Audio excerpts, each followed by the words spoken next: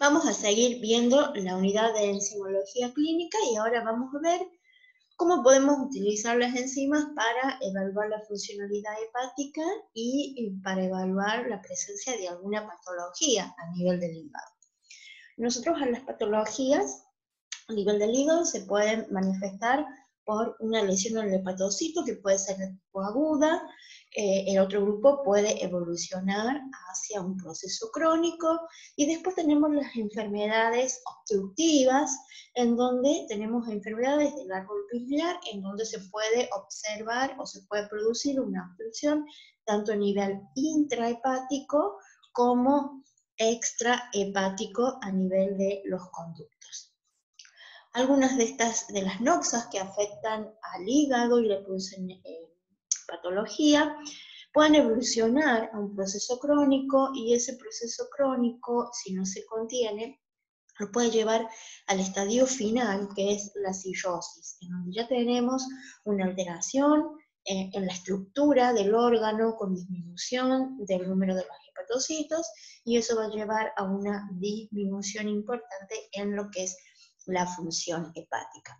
Nosotros desde el laboratorio vamos a ayudar no solo al diagnóstico de estas patologías, sino al seguimiento de los pacientes para evitar que se llegue a la situación final, que es la cirrosis. También podemos evaluar para evidenciar ese estadio final en cuanto a la cirrosis. Para evaluar el funcionalismo hepático y detectar alguna alteración, nosotros a nivel del laboratorio tenemos lo que es el hepatograma. El hepatograma básico incluye la determinación de bilirrubina, la determinación de un grupo de enzimas que son las transaminasas, la alanino-aminotransferasa y la aspartato-aminotransferasa, la lactato-deshidrogenasa, la fosfatasa alcalina, la gamma-glutamil transferasa, el tiempo de protrombina y la albúmina. Cada una de estas determinaciones nos va a brindar información diferente, y de acuerdo a cómo nos den estas determinaciones, nosotros vamos a poder ir orientándonos hacia si la lesión está en el hepatocito, si hay una obstrucción, si la lesión es aguda, si la lesión es crónica. Nosotros debemos saber que estas determinaciones son las que llevan o las que engloban el hepatograma normal, porque algunas veces en la solicitud del laboratorio, en el pedido, va a venir estas determinaciones descritas, o algunas veces el médico les va a solicitar directamente el hepatograma. Cuando así solicita hepatograma, debemos saber que todas estas determinaciones debemos realizarlas e incluirlas en el análisis del paciente. Ahora vamos a ver cuál es la información que nos brinda cada una de estas determinaciones para poder después ver cómo las analizamos en las diferentes patologías que puedan afectar al hígado. ¿Qué nos va a brindar la cuantificación de la bilirrubina? La bilirrubina nos va a permitir evaluar la función hepática en general. Nos va a poder determinar o nos va a evaluar lo que es la captación del hígado, el procesamiento intrahepático, el metabolismo que puede producir el hígado, y la función de excreción a través de la eliminación de la bilis. Vamos a cuantificar la bilirrubina total, que el valor de referencia es hasta 1 miligramo por decilitro, y sus fracciones, la bilirrubina conjugada y no conjugada. La bilirrubina conjugada tiene un valor de referencia hasta 0,2 miligramos por decilitro, y la no conjugada entre 0,2 y 0,8 miligramos por decilitro. La primera evaluación es evidenciar si la bilirrubina total está aumentada, y luego vamos a ver cuáles son las fracciones que contribuyen a ese aumento de la bilirrubina total. Si la bilirrubina conjugada es la que está aumentada y no la no conjugada, eso nos puede evidenciar que el proceso está afectando a lo que es la función de excreción del hígado. Si ambas fracciones están aumentadas, podemos decir que la lesión o la noxa está afectando a nivel del funcionalismo del hepatocito. Y si solamente la no conjugada está aumentada y la conjugada no, podemos deducir que la NOXA está afectando a lo que es la captación, o que puede haber un proceso que está aumentando el catabolismo del grupo hemo, como vimos, por ejemplo, en algunas anemias hemolíticas. Entonces, ya la cuantificación y la evaluación de las distintas fracciones de la bilirrubina nos puede ir dando una primera orientación. A eso le vamos a sumar lo que son la determinación de las enzimas marcadoras de lesión hepática. Dentro de estas enzimas marcadoras que me pueden evidenciar lesión hepática tenemos las transaminasas, que son la alanina aminotransferasa y la aspartato aminotransferasa. Estas enzimas, la utilidad clínica es que si aumentan en plasma, nosotros detectamos un aumento de sus concentraciones o de su actividad a nivel plasmático, nos están indicando daño a nivel del hepatocito. ¿Cómo están ubicadas? La alanina aminotransferasa o GPT tiene una expresión del 90% a nivel del citoplasma del hepatocito. Es ahí donde principalmente está expresada. Mientras que solo un 10% de esta enzima la vamos a encontrar a nivel mitocondrial. La aspartato aminotransferasa tiene una distribución diferente. El 60% está expresada a nivel del citoplasma y el 40% restante se encuentra a nivel de las organelas, a nivel de la mitocondria. Cuando nosotros tenemos lesión a nivel del hepatocito, las dos enzimas se van a encontrar elevadas por sobre el valor de referencia. Que acá yo les puse los valores de referencia internacionales, que son hasta 40 unidades por litro, pero ustedes siempre se tienen que trabajar con valores de referencia de acuerdo a la técnica que estén utilizando y de acuerdo a la población con la que trabajan. ¿Qué información nos van a brindar las transaminasas? Si aumentan, nos van a estar indicando que hay una injuria, una lesión a nivel del hepatocito. Pero además nos pueden indicar no solo que hay injuria, sino si esa injuria es aguda o crónica. ¿Por qué? Porque si nosotros tenemos una lesión aguda, la lesión que se va a producir a nivel del hepatocito va a ser principalmente a nivel de la membrana. No van a estar afectadas las organelas. Entonces, en una injuria aguda, lo que tenemos es una alteración de la membrana con aumento de la permeabilidad y lo que van a salir son las enzimas citoplasmáticas. En este caso, la que va a salir es la alanina aminotransferasa que se encuentra en un 90% expresada en el citoplasma. La aspartato aminotransferasa o GOT también va a salir y la vamos a encontrar elevada, pero como está en menor expresión, solo el 60%, sus niveles van a ser menores a la de la alanina aminotransferasa. Entonces, ¿qué vamos a observar en una injuria aguda? Vamos a observar que las dos enzimas, las dos transaminasas se encuentran elevadas en el plasma, pero la que más está elevada es la alanina aminotransferasa. Entonces, cuando nosotros hacemos esta relación alanina, aspartato, aminotransferasa, nos da mayor a 1, y eso nos está indicando que la lesión es de tipo aguda. Ahora, ¿qué pasa cuando la lesión es crónica? Cuando la lesión es crónica ya tenemos lesión a nivel de la membrana, pero también tenemos lesión a nivel de las organelas. Entonces salen hacia circulación la alanina aminotransferasa citoplasmática y también la mitocondrial, pero acá la aspartato aminotransferasa también va a salir, la que se expresa en citoplasma y la que se expresa en mitocondria. Y acá tenemos una diferencia, porque la vida media de la alanina aminotransferasa es de 42 horas en circulación, mientras que la aspartato aminotransferasa, sus vidas medias son diferentes.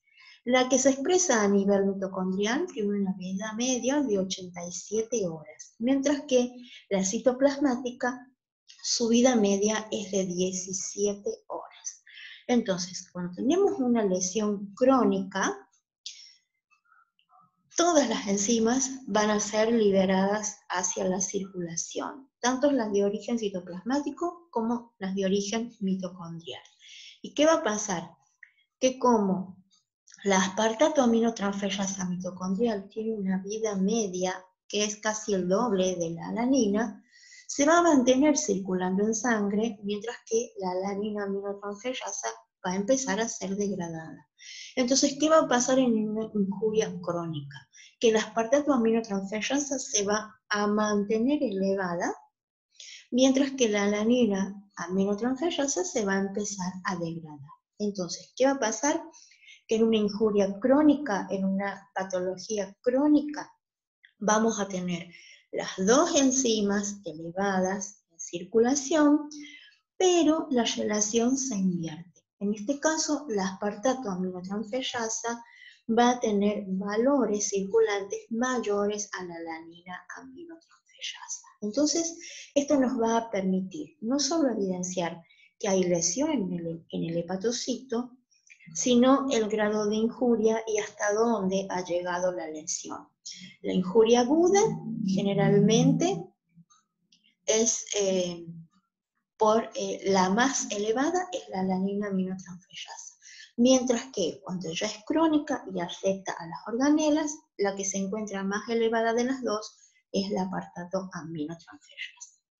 Y otra consideración que tenemos que hacer es que este patrón que vemos acá, que el comportamiento de las transaminasas es diferente en una lesión aguda de una lesión crónica, es cuando nosotros tenemos una etiología de tipo viral.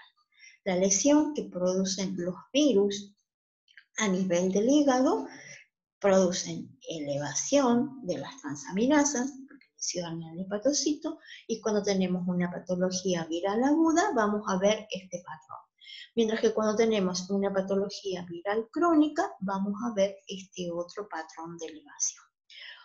Otras etiologías no cursan con estos patrones, pero la etiología viral es la etiología más común que nosotros podemos observar a nivel de la clínica en pacientes hepáticos. Entonces, este patrón lo tienen que tener en cuenta cuando ustedes analizan las transaminasas y sobre todo si se sospecha de una patología viral, para diferenciar aguda o crónica. La otra enzima que vamos a cuantificar para también evidenciar lesión del hepatocito es la lactato deshidrogenasa. También es marcador de necrosis. Ya vimos los valores de referencia entre 230 y 460 unidades por litro, y ya vimos que la lactato deshidrogenasa tiene 5 isoenzimas. Las que se expresan a nivel del hepatocito principalmente es la isoenzima 5 y le sigue la isoenzima 4. Y siempre teniendo en cuenta que estas isoenzimas también están expresadas en músculo esquelético. Entonces, ¿cómo se hace o cómo vamos a analizar? Nosotros para evidenciar lesión del hepatocito vamos a cuantificar las transaminasas y la LDH. Si las tres enzimas están elevadas, entonces nos están indicando que la lesión es a nivel del hígado. Y siempre cuando cuantificamos LDH, ya sea para el paciente con lesión a nivel de miocardio, como vimos en la clase pasada, o cuando queremos evidenciar lesión en hígado, siempre tener en cuenta que la LDH también está en los glóbulos rojos. Por lo tanto, tenemos que evitar cualquier grado de hemólisis, si no vamos a tener un valor de esta enzima con un error por exceso, ¿no? Siempre tenemos que tener esa consideración en cuenta. Entonces, el aumento de las transaminasas y la LDH en sangre, las tres enzimas conjuntamente, ya nos están evidenciando o nos están indicando que hay una lesión a nivel del hepatocito. Las otras enzimas que vamos a cuantificar nos van a evidenciar si hay procesos de obstrucción, o sea, si hay colestasis. Y esa colestasis se puede deber a una obstrucción de los conductos intrahepáticos o extrahepáticos. Para esto vamos a utilizar dos enzimas, la fosfatasa alcalina y la gamma-glutamil transpeptidasa. Siempre tenemos que tener en cuenta que la fosfatasa alcalina tiene isoenzimas, pero la fosfatasa alcalina que nosotros cuantificamos en sangre, la fosfatasa alcalina total, el 50% lo aporta su isoenzima hepática y el otro 50% es la isoenzima expresada en hueso. Esta fosfatasa alcalina es excretada a las vías biliares, por eso es que la usamos como marcador de colestasis. La fosfatasa alcalina, cuando nosotros tenemos obstrucción, ya sea intrahepática o extrahepática, es la primera que va a aumentar. Por eso se considera la prueba más sensible para evidenciar obstrucción hepática. Pero solita no la podemos cuantificar porque podemos tener un aumento también de la fosfatasa alcalina por la isoenzima en hueso. Por eso siempre, para evidenciar colistasis, la vamos a asociar a la segunda enzima, que es la gamma-glutamil transpeptidasa. Esta sí predomina en hígado, que también está excretada a las vías biliares, y por lo tanto, cuando tengamos un proceso obstructivo, independientemente si es intra o extrahepático, la gamma-glutamil transpeptidasa también va a aumentar. Por lo tanto, el aumento de las dos enzimas en plasma nos va a estar evidenciando que lo que está sucediendo a nivel del hígado es una obstrucción. ¿Dónde está ubicada la obstrucción? No nos lo dice. Sí que hay un proceso de colestasis.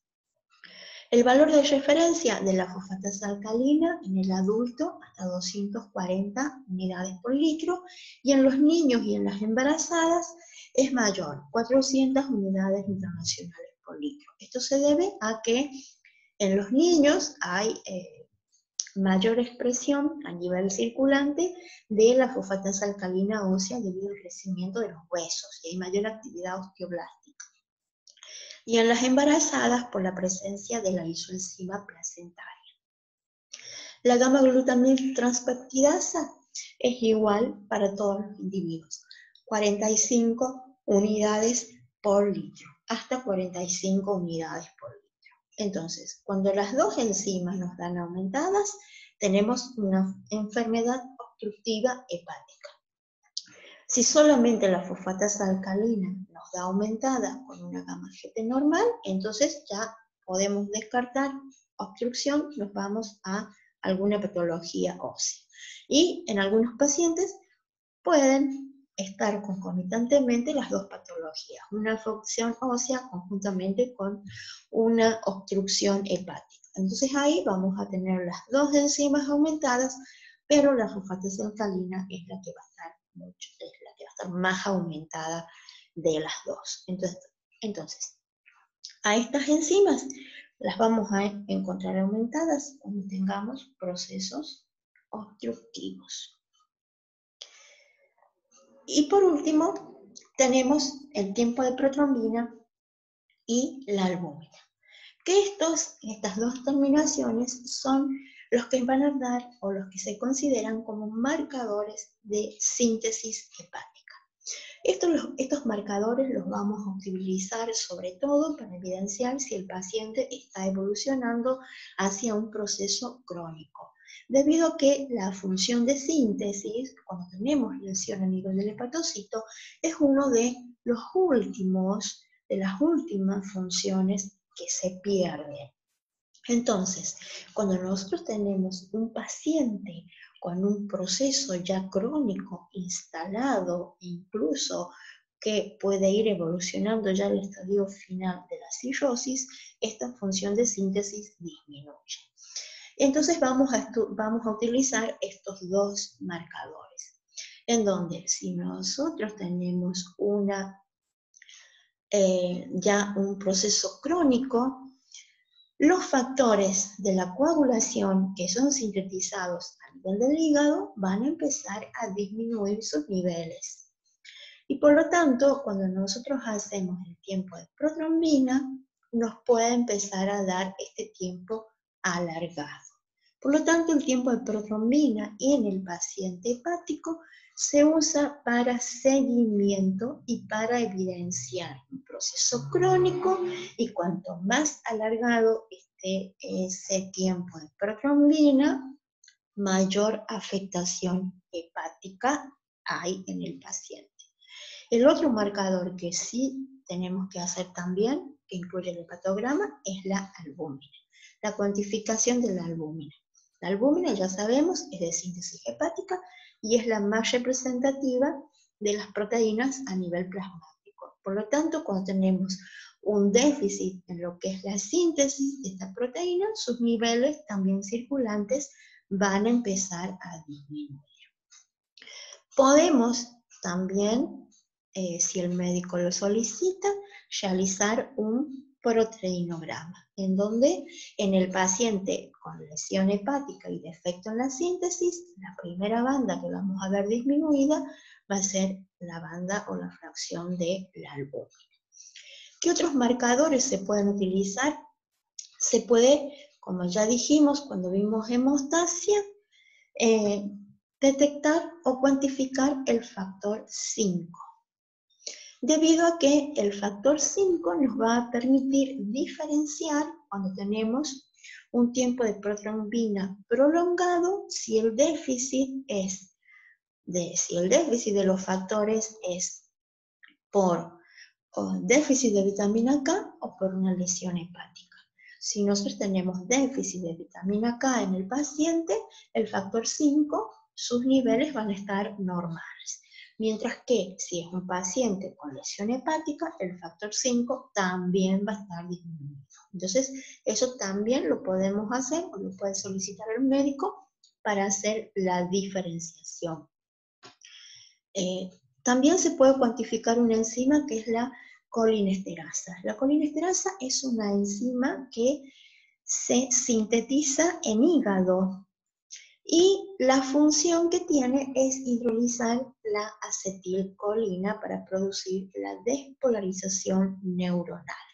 Entonces, cuando tenemos procesos crónicos, cuando ya el paciente tiene cirrosis o tenemos, por ejemplo, una neoplasia que también puede producir una disminución importante de la función en la síntesis hepática, esta enzima se encuentra disminuida.